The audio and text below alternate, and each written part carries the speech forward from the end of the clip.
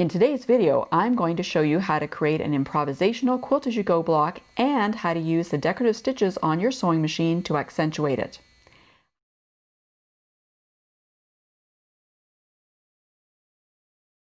Hi, I'm Kim Jamison Hurst. I'm an online educator and the host of The Quilter's Way.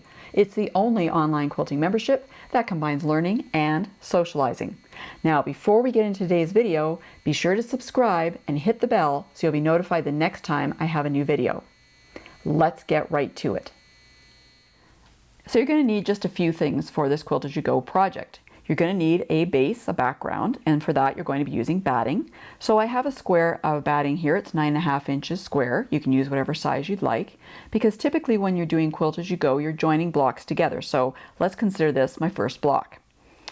And you're going to need some fabric, of course. So just grab some of your favorite fabric scraps. We're going to be trimming those as we go along. So you're going to need a pair of scissors, or you can use your rotary cutter and mat, but scissors will work just fine for this project. And you're going to need either an iron, or if you have a steamroller like I do, I have a Violet Craft steamroller and it works really well, and I can use it at my sewing machine without having to get up and go to my iron. So those are the things you're going to need to start off. Now, the first thing you're going to do with this, and this is an improvisational technique, but the first thing you need to do is to get a piece of fabric. Go figure, right? So I've got this piece of fabric. I want to use this in the center. I'm actually going to put it like this. So it's the center of my piece. It's my starting piece, I should say. It doesn't have to be in the center of the block. You can put it wherever you want, but I'm going to put it centerish on my block. So that piece of fabric is going to be right side up. And then the next piece of fabric that you're going to put down is going to be actually next to it. So you can put wherever you want to start. It's fine. I'm starting on the right hand side of this piece here. And I want to take this piece of fabric and I want to put it right side, put it this way, right side down. Now this is a batik, so it doesn't really matter whether it's right side up or down, which is kind of nice. The thing you want to make sure is that it overlaps that bottom piece at the top and at the bottom. All right, so then the next thing you want to do is you want to stitch this on with a 1/4 inch seam. Now, for what I'm doing today, I actually have a 12 weight thread in my Janome MC 9450. And I'm getting a bit lazy today because I'm going to be using that thread not just for the decorative stitches I want to put on these pieces, but also for the piecing, and it actually works just fine. Typically, you would have your regular piecing thread in, and then if you wanted a heavier thread or a different color thread, you'd have to change out your thread. But like I said, I'm getting a little bit lazy here. I wanted to see if I could do it all in one, and it works just fine. So the white thread I'm using, you can choose whatever color you want, but the white thread I'm using is going to show up really well on these fabrics.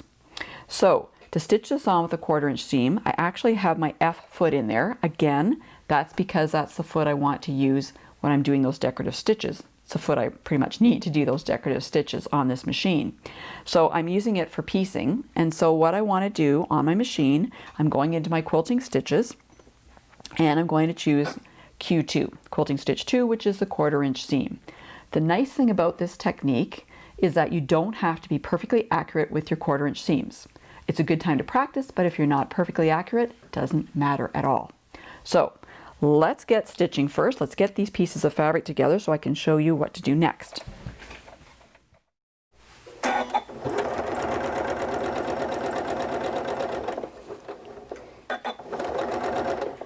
So my top piece is a little longer than the bottom piece, so I just need to make sure that I stitch just enough to get off that bottom piece so they're all stitched together.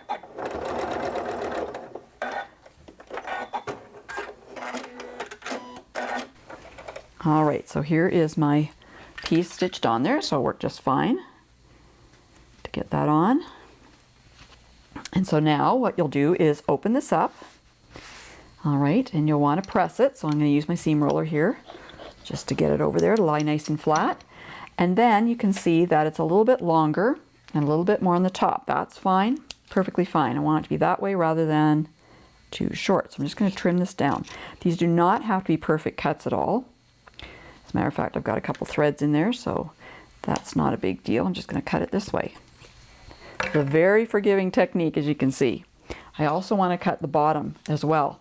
Okay, so I'm going to just trim that again on the similar angle to that bottom piece of thread. Bottom piece of fabric, I mean, not thread.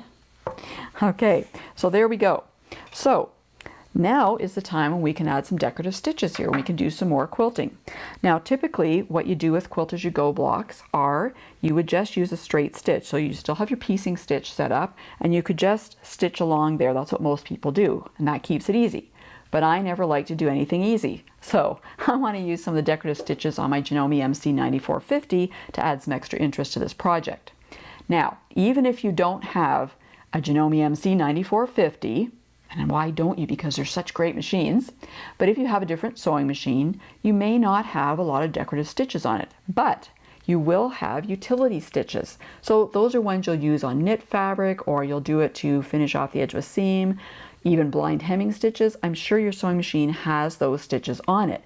And you know what? Those stitches look really great in this application. So I'm actually going to use those on my Janome MC9450 to show you how they look. Now let me explain another thing here before I start. The typical orientation of these stitches when you add them to these pieces is that they will be the same orientation as the seam. So parallel to the seam. They don't have to be exactly parallel, but they'll go, in this case, let's say north-south rather than east-west. And there's a reason why you would do that. And this is the reason why. Because if I am stitching from here, I'll start slightly off my fabric and stitch down and be slightly off at the end as well. I am going to cover all of that piece of fabric with those stitches.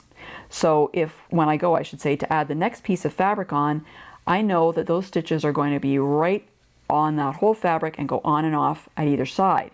If I stitch them in this direction and I didn't start that stitch exactly at that seam, I may end up with a gap. So I may have a stitch that's right at the seam going along, the next one may be down 1/8 of an inch or 1/4 of an inch, and it's going to look kind of strange. So this is the reason why you tend to run them the same orientation as that seam.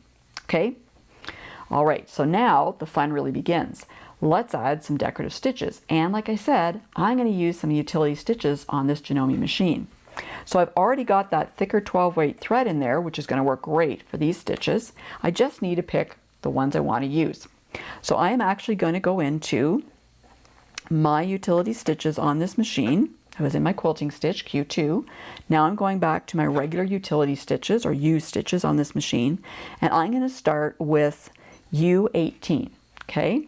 Now, not being a garment sewer, I'm not sure the application for some of these. I'm sure I can look them up, but it just looks nice to me. So I'm going to start with that, and I'm actually going to start with my base fabric here.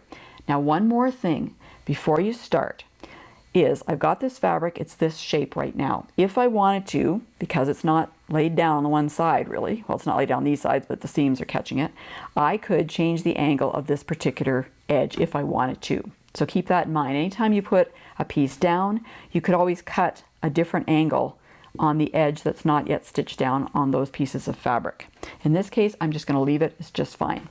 But let's go have some fun with this stitch. So again, using U18, and I'm actually going to flip it around the other way because I'm going to use my seam here to help set up this stitch. So what I want to do is I'm just eyeballing this. Again, this is an improv piece. Just have fun with it. It doesn't have to be any kind of perfect at all. As a matter of fact, the less perfect it is, the better it's going to look in the end. But I am using the edge of my foot to line up parallel with that seam, and I'm just going to kind of eyeball it as I go along and try and keep that there.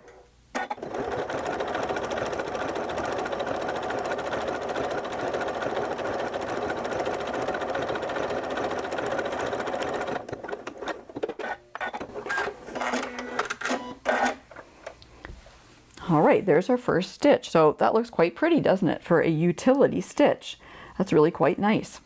And I've locked my stitches, they lock at the beginning, and I've locked it at the end. You probably don't need to do that because you're going to have another piece of fabric running across it, but better safe than sorry. All right, so I've got that one on here, and you can choose how much quilting you want to do on the background piece. If you just want to put one decorative stitch that's wider down the center and leave it at that, that's fine. But just try and be consistent in what you're doing in the other block. So for example, or the other pieces of fabric, I should say, if you had, 3 or 4 really close, dense quilting here, and you only did one on this one and one on the rest, it might look a little weird. So try and keep that in mind. Get the similar density of quilting on the different pieces of fabric. Okay, let's try another stitch. Let's try 14. So utility stitch 14. Just going to move it over here. Oh, and by the way, again, I'm running the edge of my foot parallel to that previously stitched seam.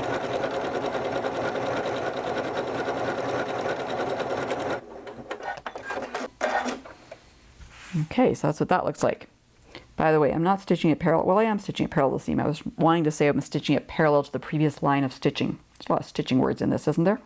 Okay, so I've got that one. I'm going to finish off with the same stitch I used at the beginning, U18, and I'm just going to move it over here somewhere, and that's going to be all I'm going to do right now on this particular piece of fabric.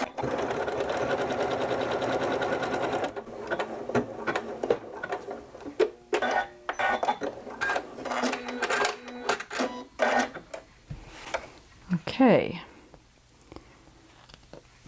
All right, so that's what we've got there. So then I have this piece, and you can turn around whatever way you want. It's not a big deal, but I need to get this down before I can continue on, of course. Now, I mentioned that you could change the angle, and you can also change your mind. I wasn't going to cut this, but I am going to now, because let's make it a little bit more interesting. Again, it does not have to be perfect.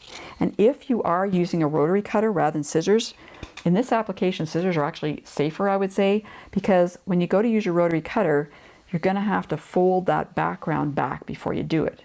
Because if you don't, well, you're starting another new block then, aren't you? Okay, so on this guy, I'm going to try something a little different. What am I going to use? I am going to actually go into some of the zigzag stitches. So there's a utility stitch 8. Everybody's got a zigzag stitch on their machine, right? And I am going to do that one.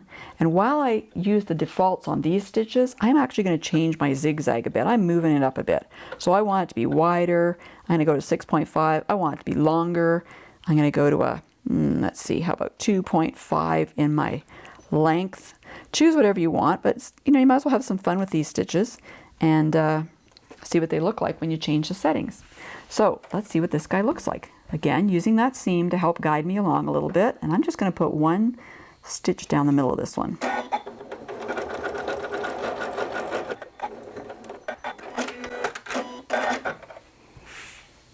Okay, so that wider zigzag, first off, covers more territory, and secondly, stitches a lot faster, right? So I'm just going to leave that like that. So the next thing you want to do is add another piece of fabric. So we are going around in a circular motion here.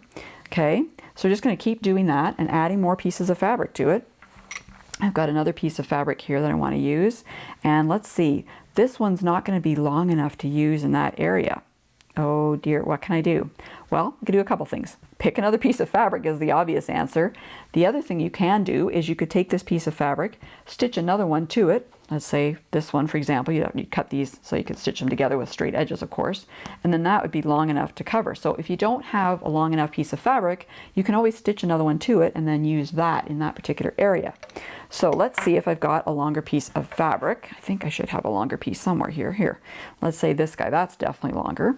So what I want to do is line this up. I want to make sure, and I can put whatever angle I want, as long as I make sure there's going to be fabric showing underneath here, if you will, at this point in time. Fabric that extends past the edge of this piece of fabric. Because if it doesn't, let's say I went up on this kind of an angle and I sewed it along, I'm not covering the fabric, and when I turn it over, you've got background showing. Not an attractive thing to see. So just make sure you have your angles right. It's a little bit of thinking, but this is really the only thing you have to think about. Again, you want that fabric to extend out past the edge of your piece of fabric that's underneath on both sides. I can move this back a little bit more. Okay, now, because I'm using the same thread and for the decorative stitches and for the piecing, I need to make sure I go back to my piecing setting on my machine. Otherwise, I'm going to be piecing this with a zigzag stitch because that's the last one I used. Not what I want to do. Back I go into my quilting menu, and I'm going to go with my Q2 stitch again. And I'm just going to cut off this excess here. I've got lots of fabric here. I don't need this much, so I'm just going to cut that off for now. And we're going to stitch this on too. So I'll just do one more of these to show you. And I can always tell if I'm in the right area because my needle has moved back over to that 1/4 inch. So we'll stitch this again.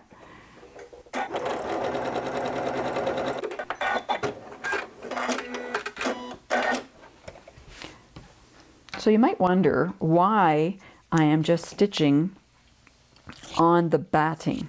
Why am I not stitching on a quilt sandwich and then join it all together? Well, you could do that, but one of the reasons I don't do that is because of how it looks on the back of the batting, or if you had a piece of fabric underneath, it was like a traditional sandwich, how it would look on the back of that backing. Hard to see probably here because we're kind of white on white. But as you sew along here and you have these stitches, as I go around and add more to it, add more pieces to it, you can see, for example, here is my stitching line for the piece I just added on. And you can see how it crosses these lines. I've stitched these out, you know, a little further, and then this one comes on, and I'm going to be having more lines of stitching. You're going to start seeing these stitching lines overlapping one another, and it gets to be this kind of grid. It can look a little messy. If it looks messy on the back of the batting, it doesn't really matter because you're not going to see that because it's going to be covered by a backing. But if you had your backing on there already, you're going to see that in the back of it. Whether it bothers you or not, you know, I don't know, but for me, I find that it's a little bit messy, and it's probably better if I don't have the backing on at this point in time. And when I put the backing on, it's going to be pristine. I can stitch in the ditch between these or add any other quilting if I want, but it's going to look a lot better. It's a vanity thing. Okay, so I'm going to put this back, roll it back, get that little seam roller in there. I have this extra little bit of fabric sticking out here. I was cutting off some of it. Doesn't really matter. It's going to be covered, so not to worry about that. Okay, and so then I've got this one to do some quilting on. You're also going to notice that there's a difference here on this angle, okay? I can't do much with this angle. It's already down here. So I've got this weird kind of thing going on, which means I'm going to have the next piece of fabric to do some extra covering here, okay? It's going to have to do a lot of covering there, okay? Probably not something that you would do intentionally, so be mindful of the angles on these different projects when you go and cut them off, okay? So for example, I cut that on that angle. That was probably not a good choice, okay? It's better to actually open up your piece and then do your trimming, okay? Whether I had enough fabric to trim it that way, I'm not sure. But anyway, it's probably better to do that. So while it is tempting to trim it like I did, while it's still down, the better choice is to open it up, press it, and then cut it on the same angle because it's much easier to see at that time.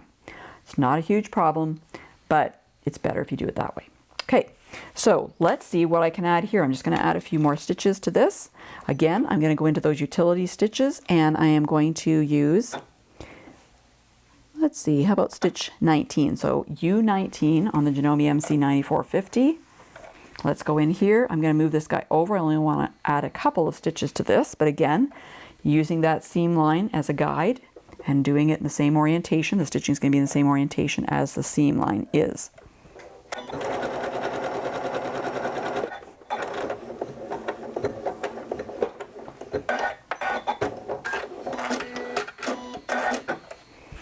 Okay, so that's an interesting one actually too. It looks very nice. I'm just going to run that one again over here. Keep it down.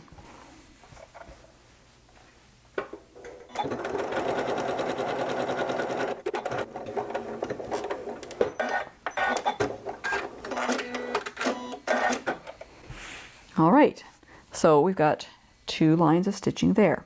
So that's what I'm going to continue doing as I go around this particular block. Just going to keep adding more pieces. Again, I'm kind of going in this direction, so I'm going to keep going.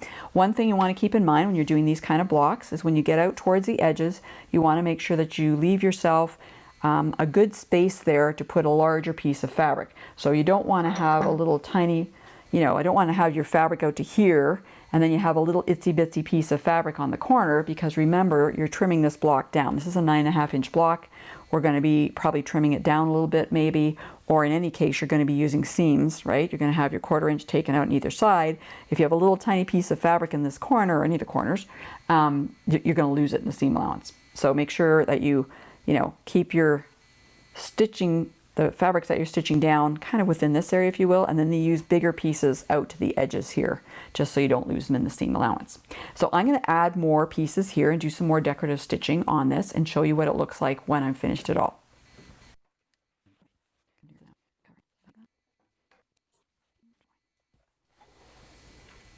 Okay, so here is the finished block. So I've got all these different stitches on here. These are all utility stitches. Some I've adjusted the length a bit or the width on them, but they're all just utility stitches that you will probably have on your machine if you don't have a Janome MC 9450. If you do, I'll put a link, well, not a link, but I'll put information in the description below about the different stitches that I used. Now, This doesn't look very square right now, of course, because I have to trim it up. So let me just show you what the back looks like. So you can see all these stitches that go all over the place here. So while I don't mind seeing these on the batting, I don't think I'd like seeing on the backing. So again, what I mentioned before was the fact that I just use this on the batting right now, and then I'll be putting a backing on later on. So the next thing I need to do is to trim this all up to the 9.5-inch block, and then it'll be ready to add to other blocks and create a quilt. So if you liked today's video, I hope you'll give it a thumbs up, share it with your quilting friends, and remember to subscribe and hit the bell so you'll be notified the next time I have a new video.